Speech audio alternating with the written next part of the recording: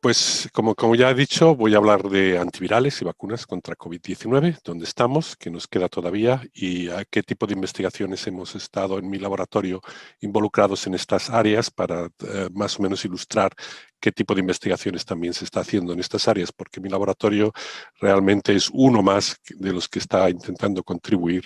al desarrollo tanto de vacunas como de antivirales contra COVID-19. Bueno, empezamos con medicamentos. Los medicamentos yo creo que se pueden dividir en cuestión de tratamiento de COVID-19 en dos tipos de medicamentos, los antivirales y los que son contra los síntomas de enfermedad severa. ¿Por qué estos dos tipos de medicamentos? Los antivirales lo que hacen es inhiben la replicación del virus, inhiben que el virus se pueda propagar dentro de nuestro organismo, dentro del paciente.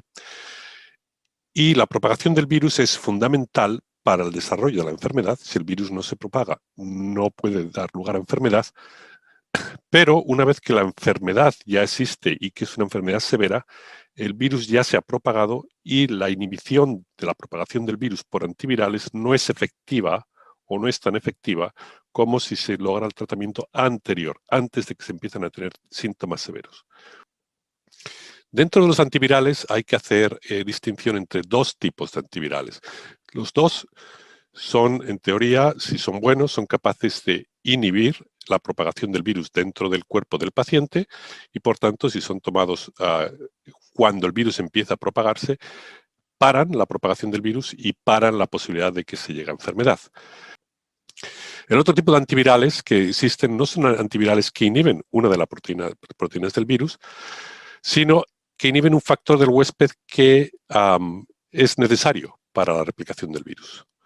Estos pueden tener la ventaja, si son desarrollados, de que como están inhibiendo una proteína nuestra, es más difícil que el virus adquiera resistencia mediante mutación, porque si inhibe una proteína del virus, el virus puede mutar para impedir que este inhibidor se una a su proteína y desarrollar resistencia, mientras que el desarrollo de resistencia contra antivirales que inhiben un factor del huésped es mucho más difícil para el virus mutar, porque eso no impide que el inhibidor siga uniéndose al factor del huésped. Pero tienen la desventaja de que inhiben una proteína nuestra, una proteína del huésped. Y tenemos proteínas, esas proteínas existen no para ayudar al virus, sino porque tienen otras funciones. Por tanto, estos inhibidores contra un factor del huésped pueden dar lugar a efectos adversos debido a que nos está inhibiendo una propia proteína nuestra. Ahora, eso se puede lograr superar los efectos adversos que puedan tener estos antivirales inhibidores de un factor del huésped mediante lo que se llama reposicionamiento de drogas. ¿Qué es reposicionamiento de drogas? Existen muchos medicamentos que están siendo usados en este momento contra distintas dolencias en pacientes que están afectando un factor nuestro que nos da lugar a un beneficio para una determinada dolencia, que pueden ser alergias, pueden ser artritis, pueden ser tratamiento de distintas infecciones de parásitos, pueden ser tratamientos de enfermedades mentales, etc. Estos medicamentos están inhibiendo uno de nuestras proteínas y da lugar a un beneficio para ese tipo de dolencias. Y si da la casualidad de que esa proteína que está inhibiendo uno de esos medicamentos también es necesaria para que el virus sea capaz de propagarse, entonces daría un buen resultado como un antiviral. ¿Y por qué una inhibición de una proteína nuestra puede ser bueno y puede dar lugar a inhibición de proteína del virus? Eso es porque los virus necesitan usar una gran cantidad de proteínas nuestras para poder replicarse. No se pueden replicar solos, tienen que entrar dentro de nuestras células y usan factores nuestros que los usan para poderse replicar, de algún modo los reusan, les quitan la función que tienen normalmente y los usan para su propia replicación. Pero hemos encontrado algunos que son incluso más potentes, entre ellos la plitidepsina, que es una colaboración que empezamos también con PharmaMar cuando nos dimos cuenta que plitidepsina está inhibiendo la replicación del virus, y PharmaMar es una empresa española que ha desarrollado este medicamento no como un antiviral, sino para el tratamiento también de cáncer. La plitidepsina es un compuesto que se une a otro factor que está involucrado en síntesis de proteínas, en este caso es el factor IE1, y F1A, se sabe que se une a este factor, y cuando lo probamos para ver su capacidad de inhibición de la replicación del virus, tiene una concentración inhibitoria del 90% nanomolar, es decir, es muy potente, mucho más potente que, por ejemplo, Remdesivir, que en estas células que estamos usando tiene una actividad micromolar, que es decir, 1000 veces menos potente que la plitidepsina en estas células. En células humanas, Remdesivir es más potente, pero plitidepsina sigue siendo más potente, alrededor de 20 veces más potente que Remdesivir en células humanas para inhibir la replicación del virus. Entonces, esto es, por ejemplo, cómo funciona en células humanas, que son células humanas que las hacemos expresar el receptor del virus para que puedas replicar el virus, AC2, y en células humanas tiene una capacidad inhibitoria, de nuevo, alrededor de nanomolar, un poco más por debajo, como ya decía, al menos 20 veces más potente que Remdesivir. Y esta plitidepsina está ya siendo usada en pacientes que tienen mieloma múltiple. Ha sido aprobada en Australia para el tratamiento de pacientes con mieloma múltiple. Es decir, se sabe la toxicidad que esta droga tiene en humanos y la cantidad de droga que se necesita para poder tratar a un paciente, si es que realmente funciona también en pacientes, es menor que la toxicidad que se sabe que tiene esta droga. Esta droga ya se ha usado en ensayos clínicos fase 1 o fase 2 en pacientes con COVID-19 por PharmaMar, que parece que han dado lugar a buenos resultados, y entre los resultados que hemos tenido nosotros en mi laboratorio y los resultados de PharmaMar en pacientes de fase 1 y fase 2 se va a comenzar experimentos de fase 3. Otra forma que vemos también si funcionan inhibidores es usar células que son muy más parecidas a las células donde el virus se replica. Para eso usamos células madre diferenciadas en lo que son neumocitos, que son las células donde realmente se replica el virus en pacientes. Y también en estas células tiene una inhibición, de nuevo alrededor de nanomolar, para dar lugar a 90% de inhibición, es decir, muy buena capacidad inhibitoria de la replicación del virus. Y basados en esos datos, y basados también en saber cuál es la concentración que se adquiere de esta droga cuando se usa en ratones en pulmón, hemos pasado a probar si esta droga es capaz de inhibir la replicación del virus en un modelo animal, en un modelo de ratón. Para eso hemos usado dos tipos de modelos de ratón. El virus no replica bien en ratón porque su receptor es un poco distinto, el AC2 es un poco distinto, el de ratón y el de humanos, y el virus no se une muy bien al receptor de ratón, AC2, pero para lograr que un ratón pueda ser infectado por el virus existen dos formas de conseguirlo. Una de ellas es tratando los ratones primero intranasalmente con un vector de terapia génica de adenovirus que da lugar a la expresión de la proteína C2 humana en el pulmón de estos ratones. Y cuando ya se está expresando esta proteína, los ratones se desafían con SARS-CoV-2, y se puede mirar la replicación que tienen en pulmones. No da lugar a enfermedad, pero da lugar a buenos niveles de replicación en este modelo. Y hemos probado en este modelo de replicación del virus en ratón, hemos probado el tratamiento con aplidina o plitidepsina. Aplidina es el otro nombre que tiene plitidepsina. Una única dosis de 1 miligramo por kilogramo dada en el momento de administración del virus, temprano. Como ya he dicho antes, estos inhibidores tienen que ser dados de un modo temprano para que puedan dar lugar a un impacto, y en ratón el virus se replica muy rápidamente, más que en humanos, entonces tenemos que darlo de un modo temprano. O hemos dado aquí 3 dosis al día 0, al día 1 y al día 2 de 0.3 miligramos por kilogramo, y lo comparamos con Remdesivir, 50 miligramos por kilogramo, también 3 dosis. Y cuando miramos replicación en pulmón en estos ratones, vemos que el virus se replica a niveles muy altos en ausencia de inhibidor, entre 10 a la 5 y 10 a la 3 partículas infecciosas por mililitro.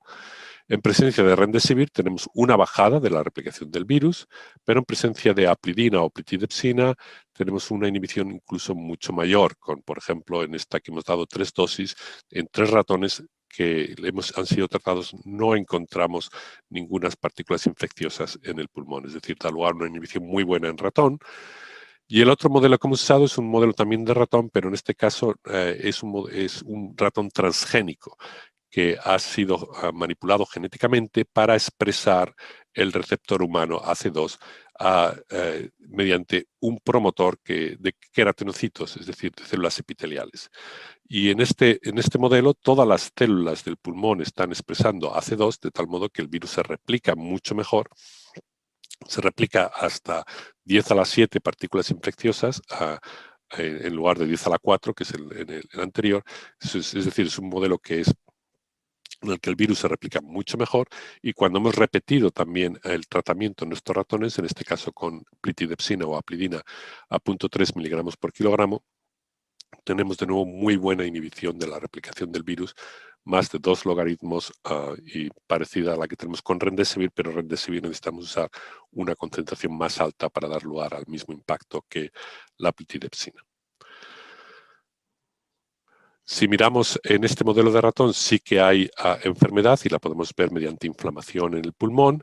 Los ratones que no están tratados, los ratones que no están infectados, si teñimos el pulmón de estos ratones, pues encontramos los alvéolos que tienen un espacio para intercambiar oxígeno y entonces están sin ningún tipo de inflamación, infiltración de células, pero en los ratones infectados que no están tratados, pues vemos que los alvéolos empiezan a llenar de estas células que son células inflamatorias que dan lugar a la respuesta inflamatoria exacerbada y da lugar a inflamación tanto en los alvéolos, en el espacio alveolar, como en el espacio de los bronquios, que es aquí. Y los ratones tratados con plitidepsina tenemos muy poca inflamación, un poquito de inflamación alrededor de los bronquios, prácticamente no inflamación en los alvéolos, y con Remdesivir tenemos un poco más de inflamación que con plitidepsina. Es decir, plitidepsina nos está dando muy buenos resultados para reducción de la replicación del virus y reducción de la inflamación en ratones, si está dada, como yo he dicho antes, de un modo temprano. Bueno, basado en estos datos y en los ensayos de fase 1, fase 2 que PharmaMar ya ha hecho, PharmaMar va a empezar estudios de fase 3 que ya están aprobados por agencias regulatorias, y es cuestión de ver cuándo consiguen realizar estos estudios, que van a involucrar 609 participantes en distintas instituciones repartidas por distintos países del mundo, donde se van a comparar pacientes tratados con plitidepsina, 3 dosis, 1.5 miligramos a cada uno de estos pacientes. Se tiene que administrar de un modo intravenoso, que es uno de los problemas que tiene, como ya he dicho con Remdesivir también, es decir, que si funciona no sería posible tratar a todo el mundo cuando ve la infección, pero al menos las personas que empiezan a desarrollar síntomas clínicos, si son tratados de un modo temprano, quizá pueda dar lugar a que no desarrollen enfermedad severa. Uno de los grupos es 1.5 miligramos, el otro grupo es 2.5 miligramos. Estos son dosis que son incluso más pequeñas que las que se usan para tratar cáncer. Y comparados con un control que no está tratado con plitidepsina, pero los pacientes van a ser tratados con lo que se suele tratar en los hospitales donde se hagan, es decir, que es fácil que se use en combinación con Remdesivir o con dexametasona. Y lo importante es ver si realmente en estos estudios, que son estudios ya de fase 3, donde hay un control que no está tratado con respecto a un control que está tratado, si da lugar a un beneficio clínico en los pacientes tratados, que esperemos que los estudios estén completos para este verano, al finales de este verano.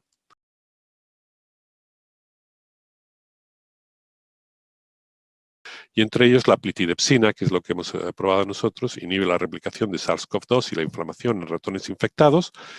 Y bueno, como ya había dicho antes, se tienen previstos ensayos clínicos de fase 3 con plitidepsina que, si tuvieran éxito, darían lugar a su aprobación para el tratamiento de pacientes sintomáticos con COVID-19. Ahora bien, lo que hay que pensar en el futuro es sobre todo terapias de combinación entre un antiviral y un antiinflamatorio, para que se puedan capturar todos los estados de la enfermedad Y también el desarrollo de antivirales orales. Remdesivir, plitidepsina no son orales. Si tenemos un medicamento que se pueda administrar de un modo oral, es mucho más fácil, sería mucho más fácil el poder tratar a los pacientes en el momento que adquieren infección, que es el momento en cuando un antiviral puede dar lugar a una mejor inhibición del desarrollo de la enfermedad.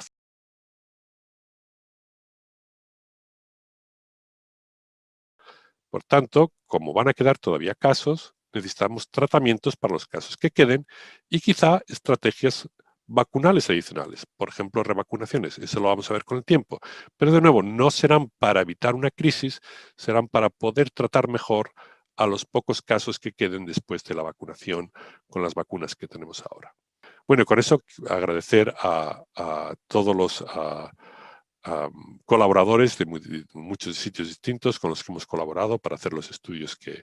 he mostrado, a las agencias que han financiado los estudios en mi laboratorio y a mi laboratorio, por supuesto, que son los que realmente han hecho estos estudios. Pero yo, por ir a las preguntas concretas, quería hacerle una consideración inicial. Nos ha explicado con la plitidepsina cuál es el plan que existe con ese ensayo clínico que acabaría en agosto para los tratamientos antivirales para aquellos que sigan desarrollando síntomas de la enfermedad una vez que contraigan el virus. ¿Usted qué plan temporal ve en esa aplicación de ese tratamiento antiviral, ya no en fase de ensayo, sino en fase realmente de aplicación clínica? Sí, yo creo que se están haciendo ensayos clínicos con no solo plitidepsina, pero también con otros antivirales que están saliendo con respecto a inhibidores de proteasas, inhibidores de replicasa y otro tipo de inhibidores, y también con antiinflamatorios. Y espero que algunos de ellos sean exitosos. No todos van a dar lugar a éxito. Nunca se sabe que una vez que empiezas a tratar con pacientes, a pesar de que todo pueda ir bien en modelos de animales y en modelos de tejidos celulares, siempre puede dar lugar a un problema por la razón que sean pacientes. Pero yo espero que de aquí a finales de este año existan mejores inhibidores de los que tenemos ahora mismo para el tratamiento de COVID-19. Si plitidepsina va a ser uno de ellos, pues espero que sea así, pero espero también que no sea el único, porque, como ya he dicho, necesitamos también inhibidores para síntomas severos, antiinflamatorios, que den lugar a una mejor disminución de enfermedad severa que lo que da desametasona en este momento. Y también necesitamos inhibidores orales que sean capaces de ser administrados de un modo mucho más temprano que lo que se puede administrar la plitidepsina o el remdesivir.